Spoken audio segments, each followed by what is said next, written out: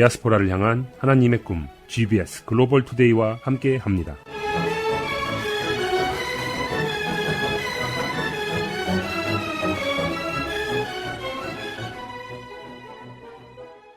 글로벌 투데이 뉴스, 미국과 한국, 전 세계 뉴스를 종합해서 보도해드립니다. 진행의 진미입니다.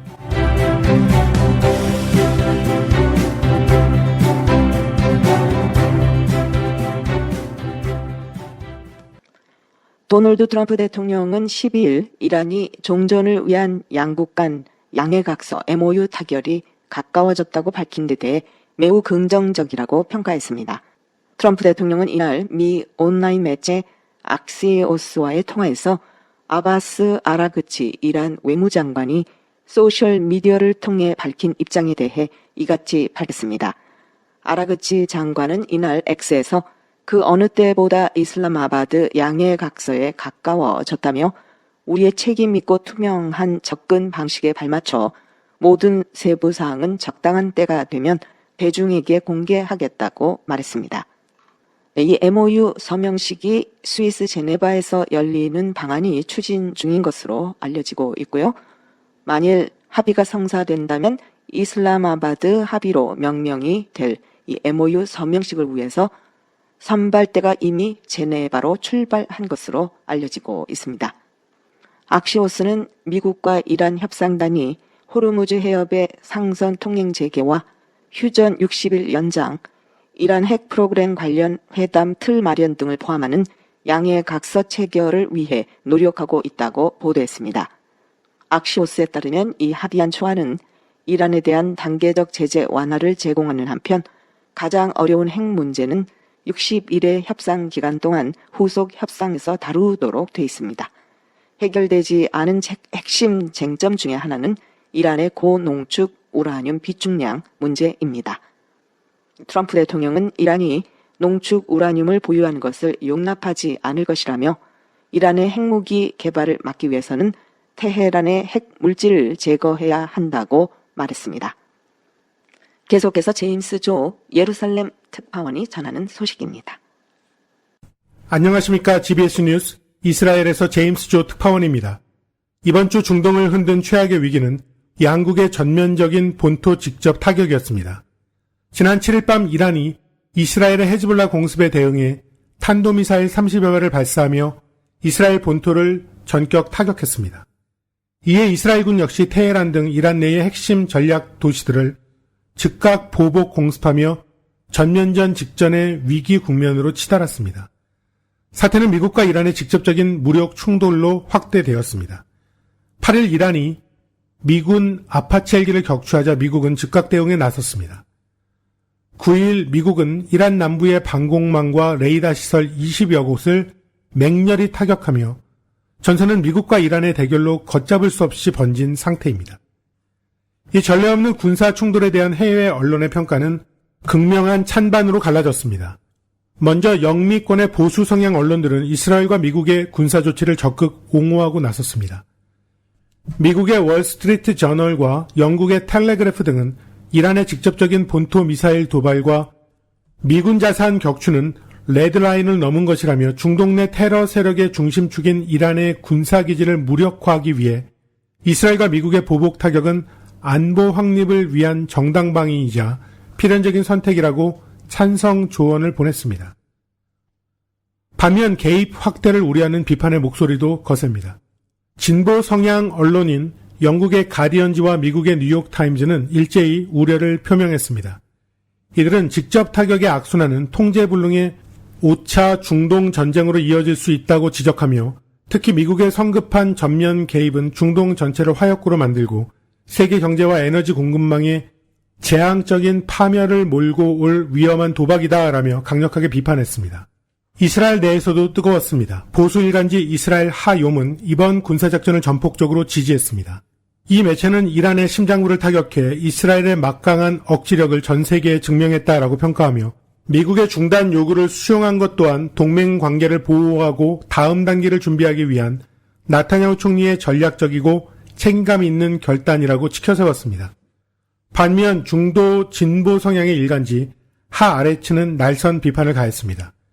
나타냐후 정권이 내부의 정치적 위기를 모면하기 위해 국가 전체를 위험천만한 전면전의 도마 위에 올렸다라고 꼬집으며 결국 미국의 압박에 떠밀려 급하게 멈출 전쟁이었다면 자국민들을 공포와 안보 위협으로 몰아넣은 이번 본토 타격의 실이익이 무엇인지 묻지 않을 수 없다라며 정부의 안보 실책을 규탄했습니다. 외부의 포화 못지않게 이스라엘 내부에도 균열은 심각합니다. 도심에서는 나타냐후 정부의 실책을 비판하며 정권 교체를 요구하는 대규모 반정부 시위, 그리고 초정통파 하레리의 시위, 그리고 여기에 인권주의자들의 시위까지 추가되어 한 주에 3번 이상의 시위가 열리고 있는 상황입니다. 밖으로는 본토 타격과 미국 개입에 대한 국제사회의 찬반 논쟁이, 안으로는 정권 퇴진과 종교적 병역 갈등이라는 언론과 사회의 내홍이 이스라엘을 동시에 압박하고 있습니다. 트럼프 대통령의 압박으로 성사된 이번 취약한 일시적인 휴전이 극적인 평화를 위한 발판이 될지, 아니면 내부 분열과 결합한 더 큰 폭발의 전주곡일지, 이스라엘을 위해 청취자 여러분들의 많은 기도를 부탁드립니다. 지금까지 예루살렘에서 GBS 뉴스 제임스 조 특파원이었습니다. 미주류 크리스천 미디어들이 전하는 소식입니다. 올해 5월은 보건당국이 코로나19 팬데믹 종식을 선언한 지 3년이 되는 달이었습니다. 하지만 미국 전역의 교회들에게는 그 여파가 여전히 남아 있습니다. 하트포드 종교연구소의 전국 연구에 따르면 그러나 몇 가지 고무적인 징후가 나타나고 있는데요. 대면 예배 참석률이 증가하고 있으며 자원봉사 활동도 늘어나고 있고 재정적으로 안정세를 보이는 교회들이 늘어나고 있습니다. 하지만 연구진은 회복세가 아직 멀었으며 모든 교회가 똑같이 회복하고 있는 것도 아니라고 경고합니다. 팬데믹이 시작된 지 5년이 넘은 지금 연구진은 일부 교회들이 다시금 자리를 잡아가고 있다고 말합니다. 하트포드 연구소 연구의 공동 책임자인 앨리슨 노턴은 미국 교회의 장기적인 추세는 코로나19 이전부터 이미 감소세였다고 말합니다. 교회 예배 참석자 수는 2000년 평균 137명에서 2021년 45명으로 최저치를 기록했습니다. 우리가 조심스럽게 낙관하는 이유는 2025년까지 참석자 수가 70명까지 증가할 것으로 예상되기 때문입니다. 라고 말했는데요. 2025년의 참석자 수 통계는 이 보고서에는 포함이 되지 않았습니다. 하트포드 연구소는 전국 수십 개 교단에 속한 7,000개 이상의 교회를 추적 조사했습니다. 연구 결과 20년 만에 처음으로 대면 예배 참석자 수가 증가한 것으로 나타났습니다. 메릴랜드주의 한 교회가 실내 노숙자 쉼터를 운영했다는 이유로 수천 달러의 벌금을 부과하겠다고 위협한 오션시티 시 당국을 상대로 소송을 제기할 준비를 하고 있습니다. 오션시티에 있는 세인트 폴 바이더시 성공회 교회는 곧 연방 법원에 소송을 제기할 예정이라고 담임 목사이자 대변인인 질 윌리엄스 목사가 밝혔습니다. 역사적인 예배당이 화재로 전소된 지 거의 2년 만에 달라스 제일침례교회가 재건축 착공식을 거행했습니다. 6월 7일에 열린 이 착공식은 1868년에 설립돼서 현재 16,000명이 넘는 교인을 보유한 이 대형 교회에 있어 중요한 이정표가 됐습니다. 2024년 7월 19일 1890년에 완공된 본당이 대형 화재로 전소됐는데요. 다행히 인명피해는 없었습니다. 이 상징적인 건축물의 소실은 교회가 미션 18이라는 모금 활동을 시작하게 된 계기가 됐습니다. 이 활동은 퍼스트 댈러스 교회를 재건하고 그 역사적 가치를 보존하기 위한 것입니다. 이 프로젝트는 2028년 부활절에 완공 및 재개관을 목표로 하고 있습니다. 그 밖에 미 국내외 소식들입니다. 미 연방 판사는 금요일 백악관이 도널드 트럼프 대통령의 80번째 생일이자 미국의 건국 250주년을 기념하기 위해 주말에 남쪽 잔디밭에 이미 설치된 화려한 링에서 UFC 격투기 경기입니다. UFC 경기를 개최하는 것을 막아달라는 요청을 기각했습니다. 아미트 메타 연방지법판사의 판결로 주최 측은 14일 주일로 예정된 UFC 종합 격투기 경기를 백악관 잔디밭에서 개최할 수 있게 됐습니다. 도널드 트럼프 대통령이 법원으로부터 위법 판결을 받은 상호 관세를 대체하기 위해 동원한 글로벌 10% 관세가 예정된 유효 기간인 7월 하순까지 유지될 전망입니다. 연방순회항소법원은 11일 무역법 122조에 따라 트럼프 행정부가 지난 2월에 부과한 10% 글로벌 관세가 위법하다는 연방국제통상법원의 판결 집행을 정지한다고 결정했습니다. 항소법원은 국제수지 적자와 관련한 1심의 법률 해석에 오류가 있을 가능성이 있는 데다 집행 정지가 없을 경우 연방정부가 회복 불가능한 손해를 입을 수 있다고 판단 배경을 설명했습니다. 항공우주기업 스페이스X의 사상 최대 규모 기업 공개에 전 세계 투자자들의 관심이 쏠렸지만 중국 본토와 홍콩의 투자자들은 이 열풍에서 배제된 것으로 알려졌습니다. 중국 당국도 최근 해외 투자 규제를 강화하고 있어 미중 패권 경쟁이 기술 통제를 넘어 자본시장으로까지 확대되며 양국 간 돈의 국경이 높아지고 있다는 분석이 나오고 있습니다. 텍사스주 서부에서 총기 난사 사건이 발생해 1명이 숨지고 9명이 부상했습니다. 총격범은 12일 오전 8시께부터 텍사스주 서부 미들랜드시의 남동부 지역에서 남쪽으로 이동하면서 무차별 총격을 가했습니다. 총격범은 사건 발생 3시간여 만인 이날 오전 11시 30분께 한 동물병원 인근에서 경찰과 대치를 벌인 끝에 사망했습니다.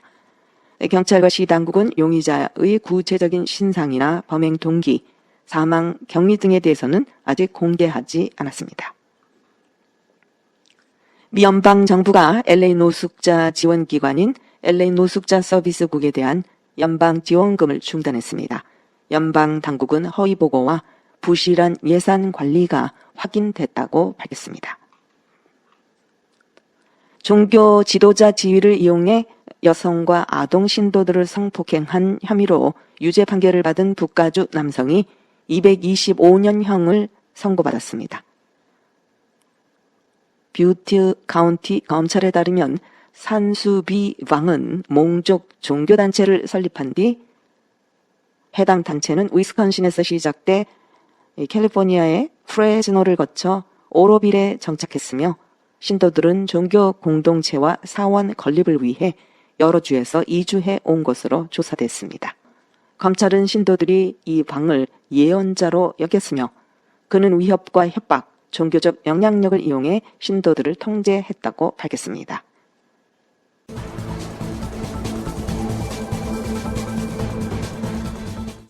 하와이주 관련 소식입니다. 2026 북중미 월드컵의 서막이 오른 11일 대한민국 축구 국가대표팀이 조별리그 1차전에서 체코를 상대로 2대1의 짜릿한 역전승을 거둔 가운데 멀리 하와이에서도 하와이 한인회관에서 경기를 같이 관람하며 태극전사들을 향한 동포들의 뜨거운 응원전이 펼쳐졌다고 하와이 K-미디어가 보도했습니다. 대한민국 축구가 조별리그 1차전에서 유럽의 복병 체코에 통쾌한 역전승을 거두었다는 소식인데요. 홍명보호는 18일 오후 6시 현지 시간입니다. 역시 멕시코 과달라하라에서 2차전, 또 24일 오후 6시 멕시코 몬테레이 스테디움에서 남아공과 차례로 맞붙습니다.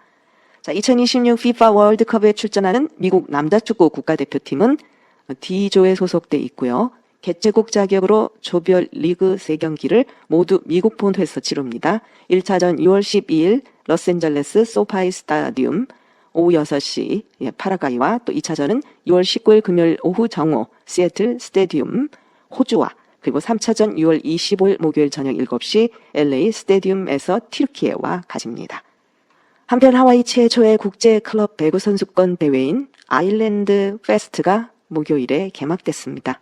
창립자인 제이슨 올리브는 하와이 대학교 남자 배구 선수 출신이자 전미 대학 배구 1군 선수입니다. 그는 참가팀들이 알로하 배구를 경험하길 바란다고 말했습니다. 그는 참가팀의 60% 이상이 미국 본토 출신이고 3, 4개국에서 경기가 펼쳐진다라며 배구는 단순한 스포츠가 아니라 하와이의 문화적 전통이라고 덧붙였습니다. 주정부 관계자들은 카네오의 팔리가 이제 보호받게 돼서 안도감을 표했습니다. 수요일 관계자들은 누아누 팔리 전망대에서 H3 고속도로까지 뻗어있는 950에이커 규모의 부지가 지난 12월 주 정부 관할로 이관된 것을 축하했습니다. 이 지역은 한때 개발 대상으로 고려됐던 곳입니다. 주 토지 천연 자원부는 이제 카네오의 팔리를 소유하고 관리하며 복원 및 장기적인 관리에 중점을 둘 것입니다. 이러한 노력에는 외래종인 알비지아 나무를 관리하고 토착림을 복원하는 것이 포함됩니다. 2023년 발생한 파괴적인 산불 이후 거의 3년 만에 라하이나 지역사회에서 여름 귀향 행사가 계획되고 있습니다. 7월 17일부터 19일까지 3일간 프론트 스트리트에서 개최될 예정입니다. 행사 주최 측은 이번 행사가 라하이나 주민들이 다시 모여 함께 상처를 치유하고 잃어버린 것들을 기리고 미래에 투자하는 기회가 될 것이라고 밝혔습니다. 행사에는 문화활동, 이야기 나누기, 복구 노력에 도움이 될 자원 제공 등이 포함될 예정입니다.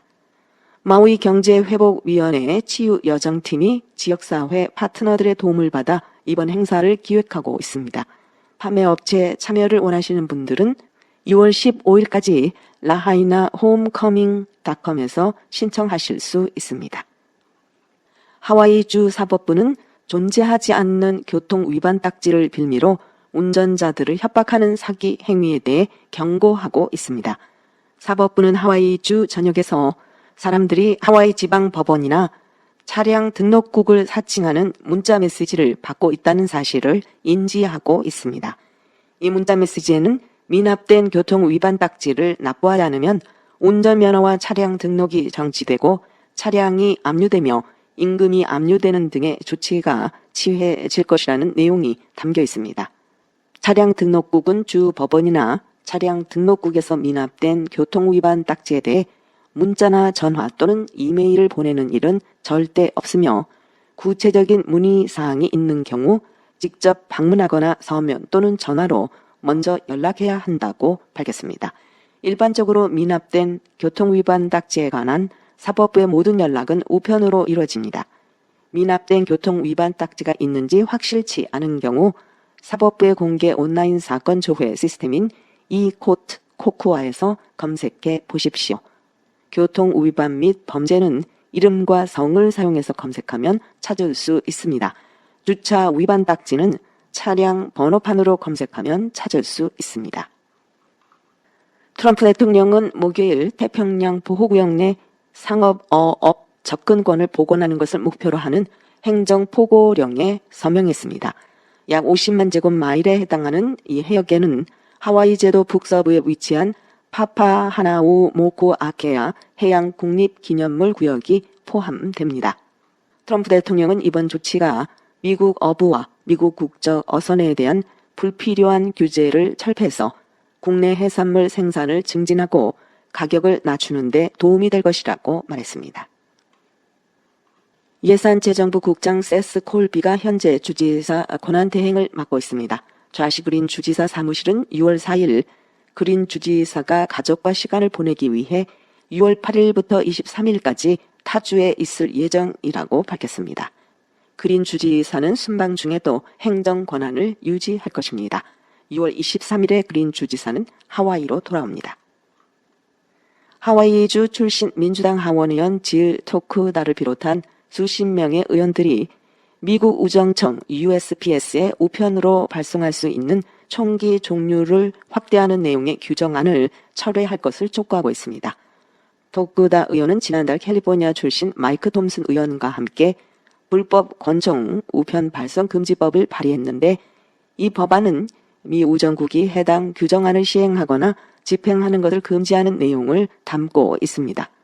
이 규정안에 반대하는 민주당 의원들은 기존 총기 안전법을 약화시키고 권총이 불법 소지자의 손에 들어갈 위험을 높일 수 있다고 주장합니다. 현재 우정청은 연방 규정에 따라 소총과 산탄총을 포함한 특정 장총류의 우편 배송을 허용하고 있는데요. 이 제한이 통과되면 권총도 우정청을 통해 배송할 수 있게 됩니다. 이 규정을 지지하는 사람들은 이 규정이 기존의 총기 구매 또는 양도 관련 법률을 변경하지 않을 것이라고 말합니다.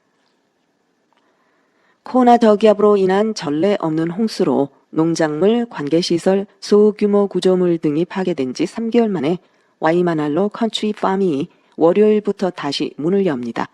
홍수로 인해 파종도 지연됐지만 밭에서 열심히 일한 끝에 해바라기가 다시 피어나고 있습니다. 해바라기는 보통 약 10에이커 면적을 가득 채우고 있는데요.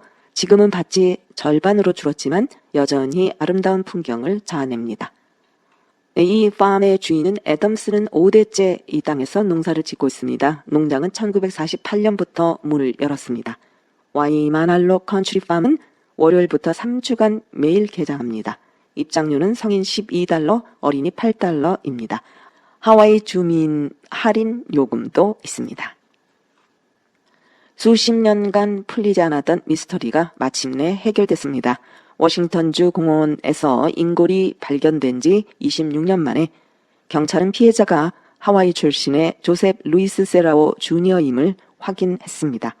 세라오의 가족은 1998년 이후 그와 연락이 닿지 않았다고 밝혔습니다. 세라오는 유전자 계보 정황 증거를 종합해서 신원이 확인됐습니다. 가족에 따르면 세라오는 하와이 출신으로 실종 전 워싱턴주에 거주했는데요. 2000년 7월 한 연구원이 올림픽 국립공원의 외딴 지역에 있는 텐트 안 침낭에서 유골을 발견했습니다. 미 연방 통계에 따르면 미국 기업들이 올 여름 10대들을 예년만큼 많이 고용하지 않고 있는 것으로 나타났다고 하는데요. 그러나 하와이 지역 외식업계는 이러한 추세와는 반대로 10대들에게 여름 아르바이트 지원을 적극적으로 권장하고 있습니다. 하와이 레스토랑 협회 회장 겸 CEO인 셰럴 마츠오카는 매출 증대를 위해 인력이 절실히 필요하기 때문에 기업들은 더 많은 직원을 채용할 수 있길 바라고 있습니다. 라고 말했습니다. 하지만 10대 지원자가 줄어들고 있습니다. 스포츠 활동이나 가족 여행 때문인 경우도 있고 대학 진학 준비나 소셜미디어 인플루언서 활동에 집중하는 10대들이 늘어난 것도 한몫합니다. 이는 시대적 흐름을 반영하는 현상입니다. 라고 말했는데요. 인력 부족 문제를 해결하기 위해 음식점들은 외식업이 급여도 좋고 이력서에 도움이 되는 생활 기술을 배울 수 있다는 점을 홍보하고 있습니다. 청소년 근로자들을 위한 또 다른 혜택으로는 무료 또는 할인된 식사 제공과 유연한 근무 시간 등을 들고 있습니다. 목요일은 하와이에서 카메하메하 왕 기념일이었습니다. 올해는 하와이 제도를 통일한 전설적인 왕 카메하메하 1세를 기리는 154번째 기념일입니다.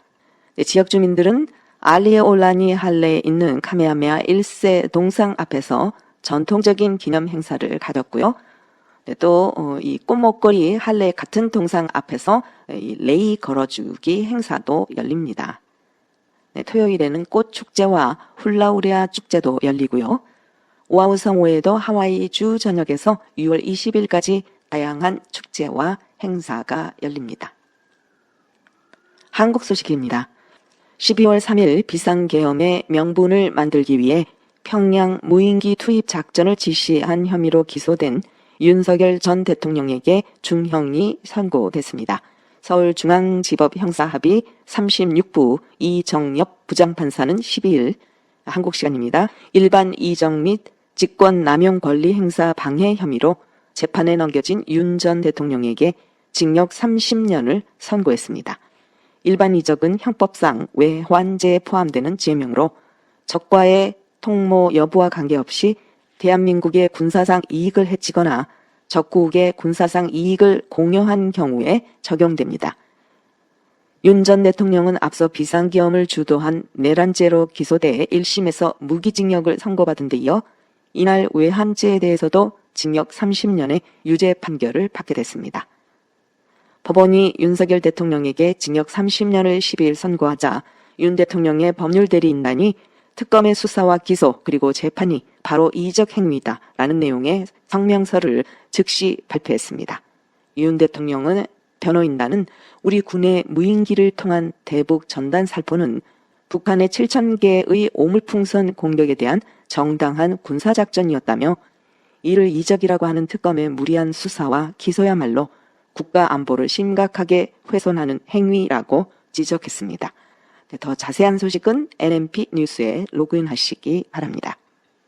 한편 윤석열 전 대통령 측이 내란 우두머리 혐의 사건 항소심 재판부를 바꿔달라며 낸 법관 기피 신청이 대법원에서 최종 기각됐습니다.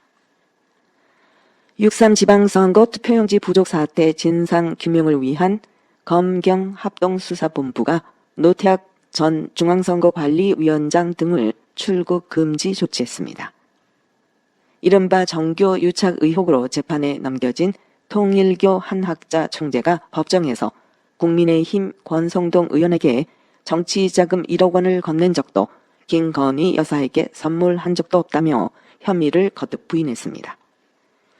토요일인 13일 서울 도심에서 성소수자 단체의 퀴어 문화축제와 이에 반대하는 기독교 단체의 맞불 집회가 열립니다.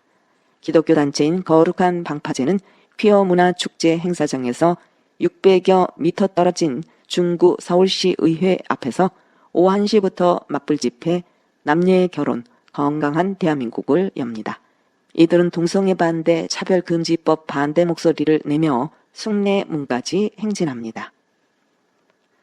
대한민국 교육계에서 교권 추락과 악성 민원으로 인한 교사들의 극단적 선택은 단순한 개인의 비극을 넘어 사회적 타살이자 공교육의 붕괴를 증명하는 심각한 사회 재난으로 다뤄지고 있습니다.